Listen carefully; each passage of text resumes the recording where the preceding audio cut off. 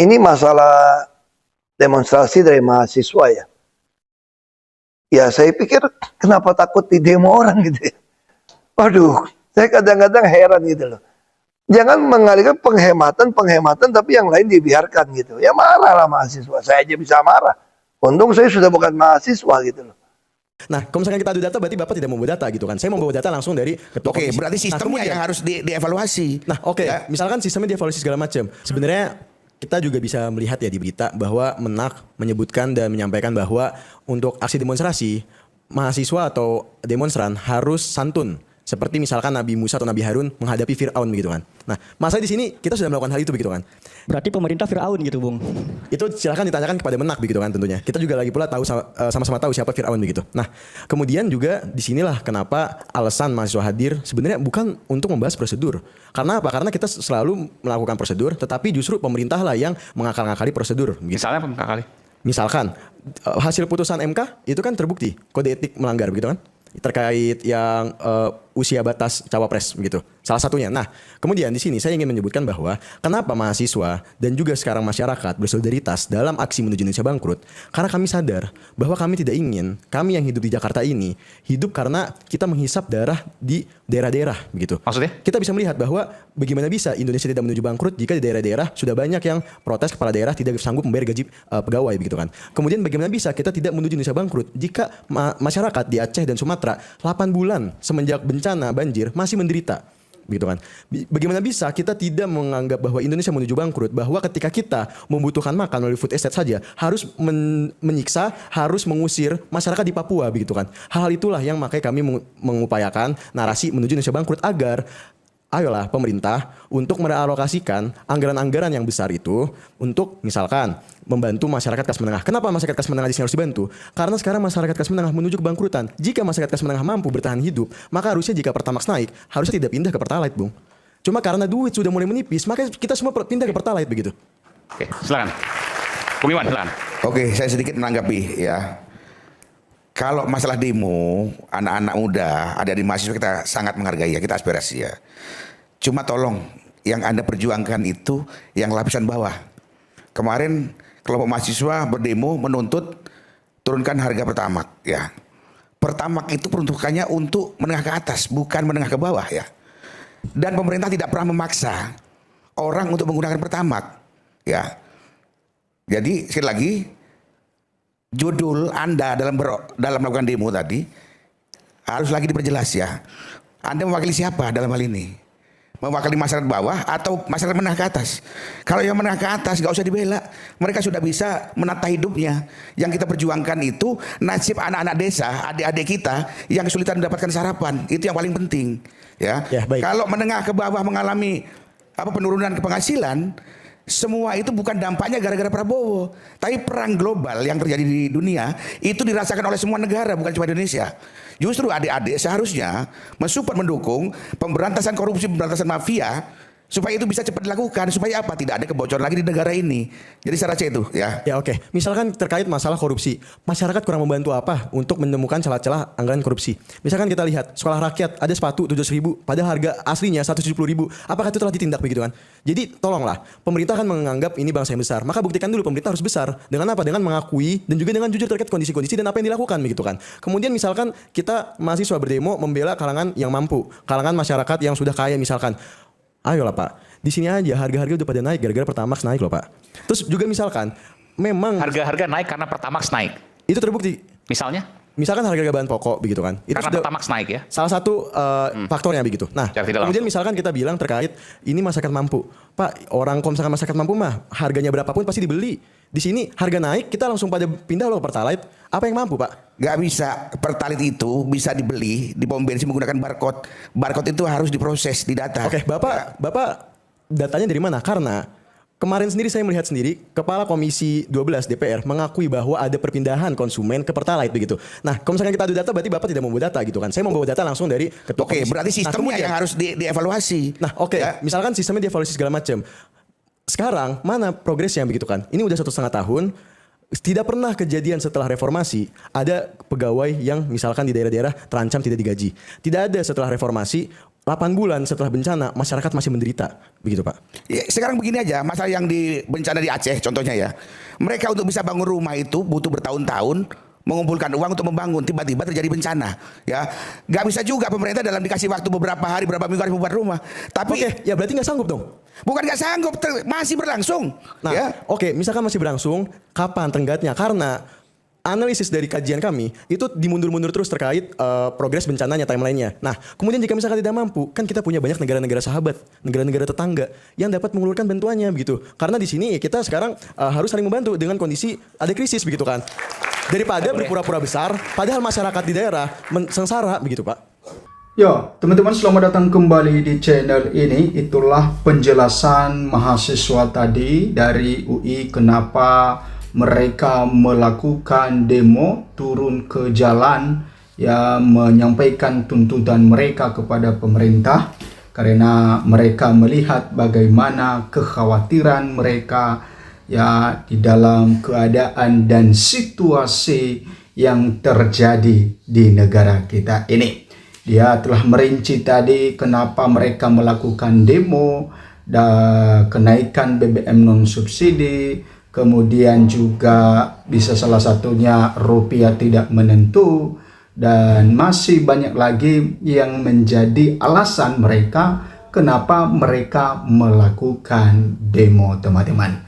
Nah, teman-teman, ada hal yang menarik ketika mahasiswa UGM melakukan diskusi terhadap pemerintah. Yang ada di situ ada Budiman Sujatmiko, kemudian ada di situ Nusron Wahid, ya, kemudian masih ada lagi satu lagi wakil menteri yang menjadi narasumber dalam diskusi di UGM tersebut.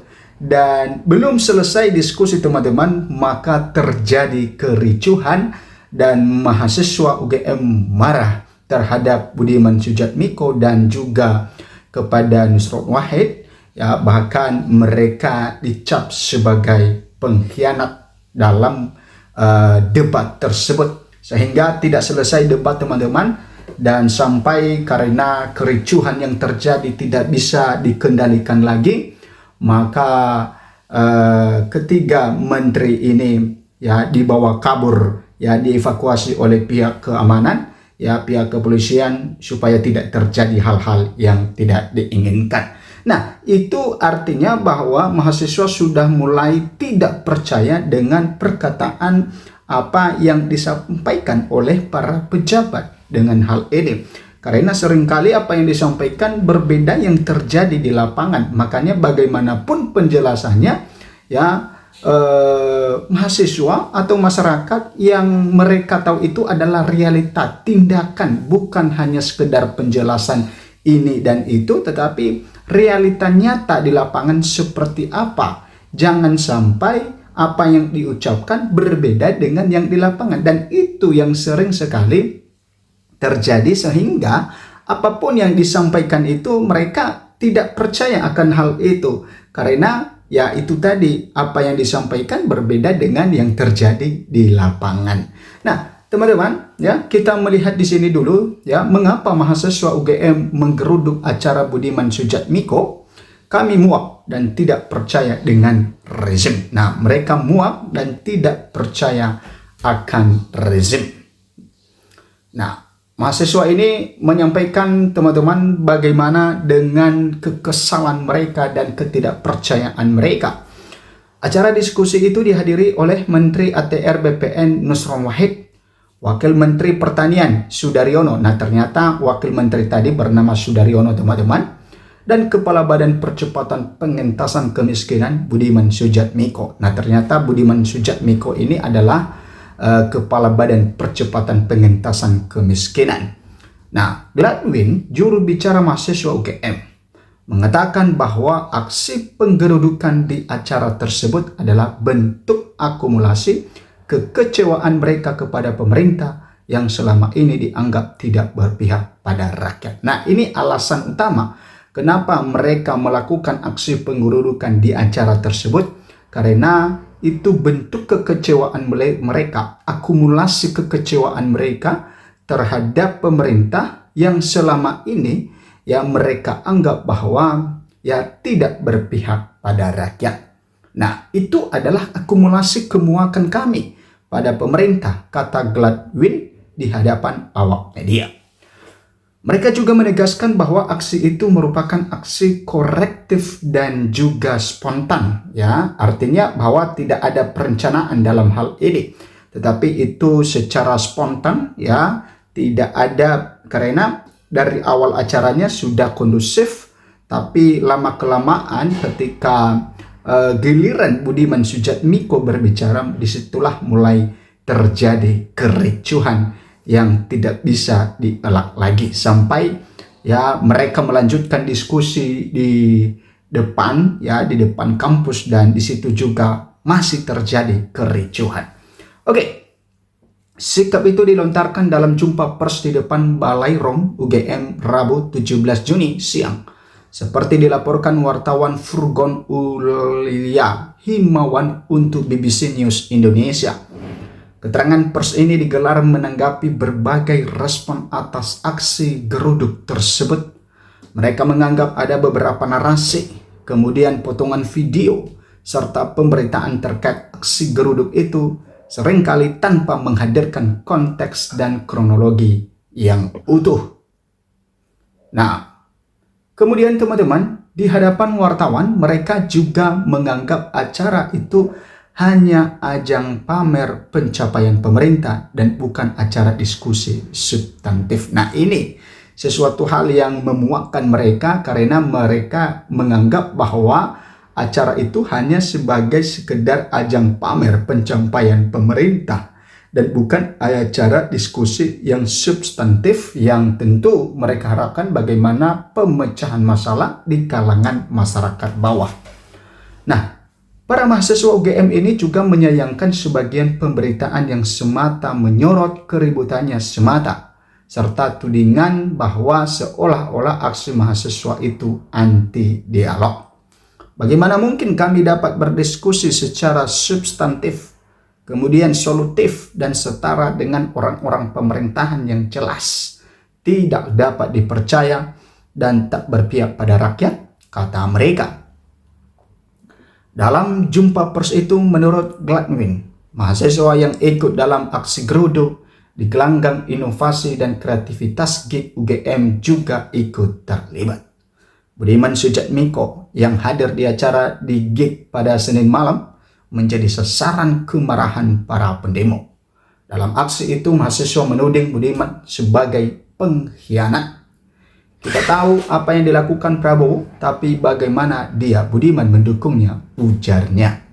Ketika pelanggar HAM maju jadi presiden, dan seorang yang pernah jadi korban malah mendukungnya, nah itu perlu dipertanyakan, tambah Gladwin.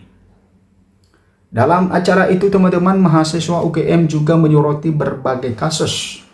Ya, kasus seperti kriminalisasi terhadap aktivis, hingga peraturan yang dianggap memperluas peran aparat keamanan di ruang sipil.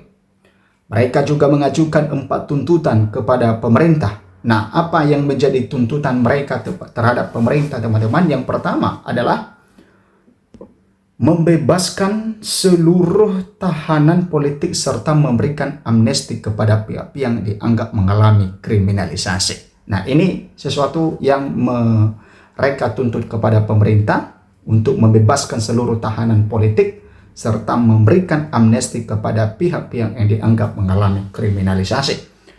Nah, kemudian yang kedua adalah mereka meminta pemerintah menghentikan segala bentuk pembatasan terhadap aksi demonstrasi. Ya, mereka meminta kepada pemerintah supaya tidak terjadi pembatasan terhadap aksi demonstrasi. Yang ketiga adalah mahasiswa mendesak penarikan militer dari ruang sipil serta pencabutan Undang-Undang TNI dan Undang-Undang Polri.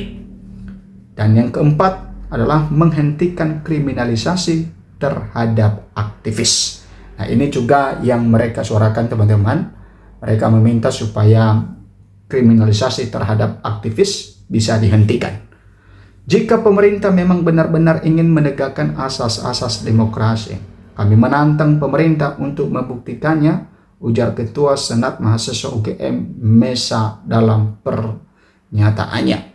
Dalam bagian lain keterangannya, para mahasiswa UGM ini menyoroti berbagai kebijakan dan program pemerintah yang disebut tidak berpihak pada rakyat. Mereka antara lain menyebut program makan bergizi gratis MBG Food Estate di Papua Selatan, pengesahan undang-undang militer, hingga undang-undang polisi. Mereka juga mendesak Rektor UGM menyampaikan sikap resmi mengenai kondisi demokrasi dan berbagai persoalan yang menjadi perhatian sivitas akademika. Nah, ini bukan hanya sekedar mereka menyampaikan tuntutan kepada pemerintah, teman-teman, bahkan kepada Rektor UGM sendiri. Ya, mereka mendesak Rektor UGM untuk menyampaikan sikap resmi mengenai kondisi demokrasi dan berbagai persoalan yang menjadi perhatian sivitas akademika. Artinya bahwa mereka benar-benar ya menegakkan demokrasi dan juga kepentingan masyarakat. Bagaimana tanggapan Budiman Sujatmiko? Nah, kita melihat tanggapan Budiman Sujatmiko dalam kejadian ini, teman-teman, apa yang disampaikan oleh Budiman Sujatmiko ini. Budiman Sujatmiko sempat mempertanyakan tudingan pengkhianat sebagai aktivis 1998 yang bergabung ke rezim Prabowo Subianto. Dalam wawancara dengan Kompas TV, Budiman menolak tudingan sebagai pengkhianat reformasi.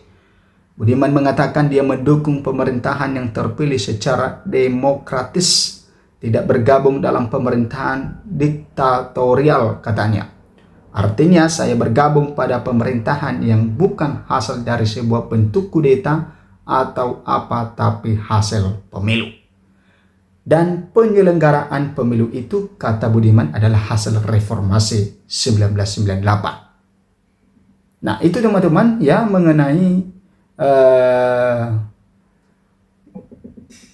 demo kemarin atau diskusi kemarin yang terjadi, teman-teman, dan Budiman Sujatmiko juga menyampaikan bagaimana pandangannya dengan hal tersebut, dan dia mengatakan bahwa dia membantah bahwa dia sebagai pengkhianat reformasi. Oke, rute bebas macet, hindari 3 titik demo di Jakarta ya pada hari Kamis 18 Juni 2026. Nah, ini ketika terjadi demo di tanggal 18 Juni, teman-teman. Warga Jakarta waspadai kemacetan yang berpotensi terjadi di 3 titik demo. Dikutip dari Tribun Bekasi, Kasih Humas Polres Metro Jakarta Pusat Ibtun Erlin Sumantri mengatakan bakal ada 3 demo di Jakarta. Berikut 3 demo yang menurut rencana. Demo Hotel Sultan di GBK. Ya, demo pertama digelar oleh pengelola Hotel Sultan. Berbeda dari demo yang akhir-akhir ini, digelar demo ini berkaitan dengan sengketa lahan antara Hotel Sultan dan pemerintah. Kemudian aksi unjuk rasa digelar di kawasan Hotel Sultan. Kemudian aksi ini dijadwalkan gelar pukul 09.00 WIB. Kemudian teman-teman, masih banyak demo lagi di berbagai daerah dari mahasiswa. Kemudian demo Lembaga Bantuan Hukum Tridharma Indonesia di Jalan Medan Merdeka Selatan, Jakarta Pusat. Demo kedua, ya, mereka akan menggelar aksi di Jalan Medan Merdeka Selatan. Aksi unjuk rasa tersebut dijadwalkan dimulai pada pukul 10.00 WIB. Nah, itu teman-teman tentang situasi akhir-akhir ini, bagaimana ya kenaikan BBM, ya rupiah yang tidak menentu, masih naik turun, kemudian harga bahan pokok meninggi, mulai naik, dan setelah itu ya bagaimana dengan protes-protes masyarakat terhadap korupsi di MBG, dan masyarakat ya atau mahasiswa ya turun ke jalan untuk menyampaikan tuntutan, menyampaikan aspirasi mereka. Silakan memberikan komentar Anda. Sampai jumpa di video berikutnya.